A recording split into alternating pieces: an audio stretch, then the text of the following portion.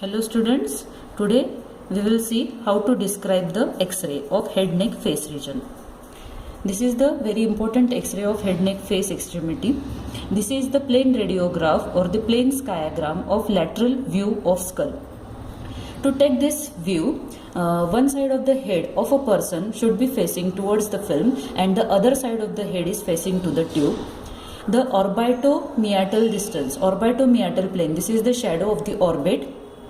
This is the external acoustic meatus. The orbitomeatal plane should be parallel to the film, whereas the interpupillary distance, it should be perpendicular to this orbitomeatal plane. And the X-ray beam, it is passing 1 centimeter above to this orbitomeatal plane. So the X-ray beam should be passed 1 centimeter above to this orbitomeatal plane. Okay, so to read this X-ray, this is the plane skiagram or the plane radiograph of lateral view of skull. The bone seen in this X-ray, this is the skull cap, which is the flat part of a bone. This is the skull base or the floor of a skull, which is the irregular part of a bone. This is the orbital shadow, maxillary sinus shadow, upper jaw, lower jaw. This is the ramus of the mandible, which is the largest bone of the facial skeleton. And these are the upper cervical vertebrae. So we will see each part one by one. By looking at the X-rays itself, we should able to judge the normal shape and size of a skull, because by looking itself we can generally diagnose certain abnormalities such as oxycephaly, hydrocephalus, microcephaly, that is the small size of a head, that we can judge by looking at the X-ray itself. So shape and size of a skull can be diagnosed by this lateral X-ray of a skull. Second point is that the skull cap, it is generally unilamellar at the age of 3 years. The two tables of the skull, the outer table and the inner table of a skull, which is seen with the radio-opaque shadow, the outer and the inner table, they are the compact part of a flat bone, whereas a space which is worm-like irregular space, anastomosing space present in between these two tables, these are called as diploic space. And this diploic space, it is generally spongy type of a bone. This distinguish is present at the maximum level at the age of 35 years, because the diploic veins, they are generally seen as a anastomosing network over at the age of 35 years of the age. So this is the skull cap. So bone, it is unilamellar up to the age of 3 years. The two lamellae, outer and inner table of a skull with the presence of diploi, appear at the age of 4 years and onwards. Anterior inferior to this skull cap, there is the presence of a triangular radiolucent shadows whose apex is directed upward. This is nothing but a shadow of frontal air sinus. So this is situated anterior inferior to the skull cap.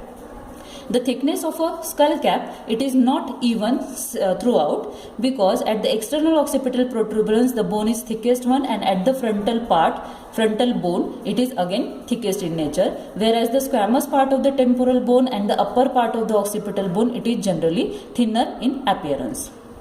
The next point apart from skull cap is the sutures, presence of the sutures. The coronal sutures, lambodal sutures, they can be seen in the lateral view of a skull as a zigzag manner. So this is the coronal suture.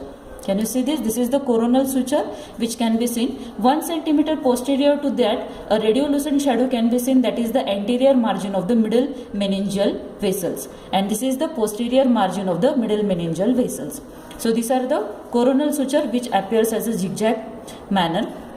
Then one shadow is present from internal occipital protuberance up to the petrous part of the temporal bone with the convexity upward. This is the transverse sinus.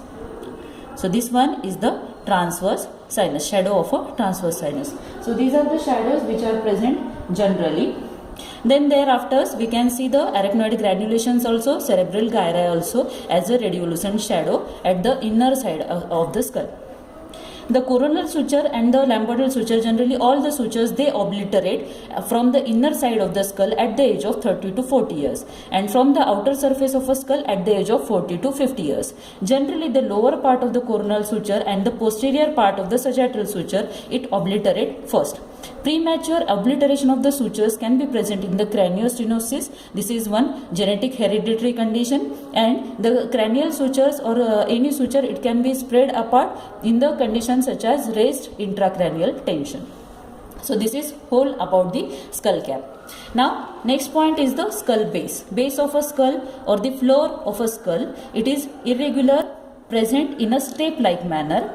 Anterior cranial fossa, the floor of the anterior cranial fossa, it is directed downward and backward. Its posterior end, it forms an anterior clinoid process.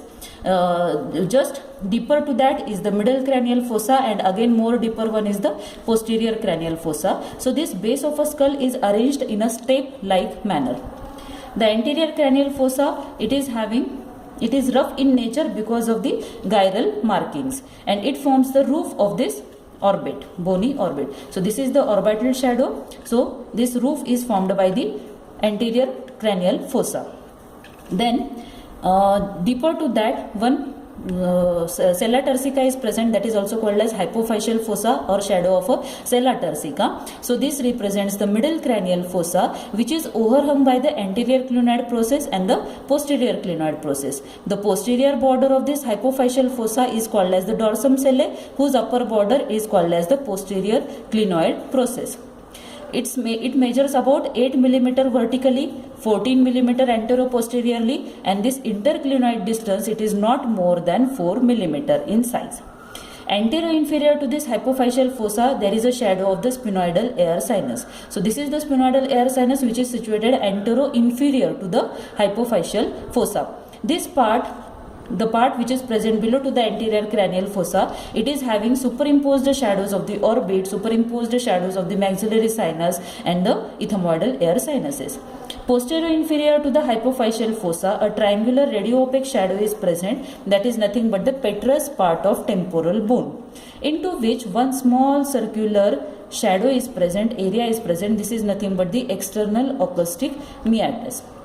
So one upward convexity area is present from this petrous part of temporal bone up to the internal occipital protuberance, that is the shadow of the transverse sinus.